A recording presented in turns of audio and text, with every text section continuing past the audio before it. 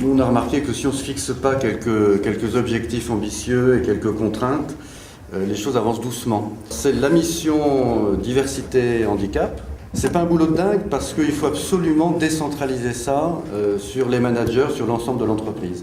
Et donc on a décidé de former à la fois, et ça reboucle avec votre toute première question, 500 managers pour que dans leurs actes de recrutement, de promotion, d'augmentation de salaire, ils objectivent davantage leurs décisions, ils soient un peu moins dans le « je le sens pas tant candidat, mais présentement un autre ». Donc on s'appuie à la fois sur ces managers formés, on en est à peu près un tiers des formations, et on forme aussi 500 personnes qui concourent à la fabrication des programmes. C'est-à-dire tous les journalistes, tous les cadreurs, les monteurs, les conseillers artistiques, les auditeurs, je finis là-dessus, les auditeurs au cours de l'audit, non seulement interviewent une soixantaine de personnes qui sont sur des processus clés ou qui ont des responsabilités dans l'entreprise, mais aussi passent 20% de leur temps dans les couloirs, dans les ascenseurs, à la cafétéria, et ils interrogent les gens au gré du hasard, leur demandant leur culture de la démarche dans l'entreprise.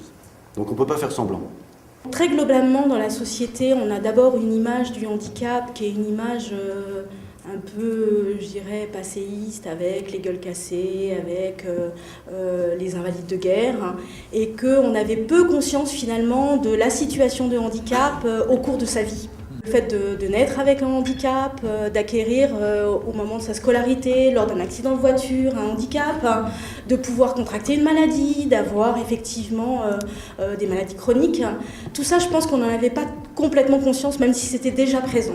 La liste de ce qu'on peut mettre dans la diversité est beaucoup plus large que ce qui vient d'être présenté. J'en prendrai simplement deux, trois exemples. Par exemple, tout à l'heure, dans le baromètre, il y a un thème qui est souvent d'actualité pour les entreprises, dans leur gestion quotidienne ou au recrutement, c'est la question de l'appartenance religieuse, vraie ou supposée. Voilà un thème important. Vous avez l'apparence physique. Je rappelle que les sondages européens et français placent ce thème au tout premier rang dans les difficultés d'accès à l'emploi, donc c'est l'obésité par exemple.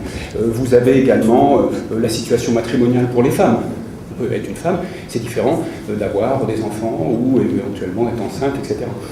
Sur l'aspect des CV vidéo, pour nous c'est un très bon élément pour pouvoir...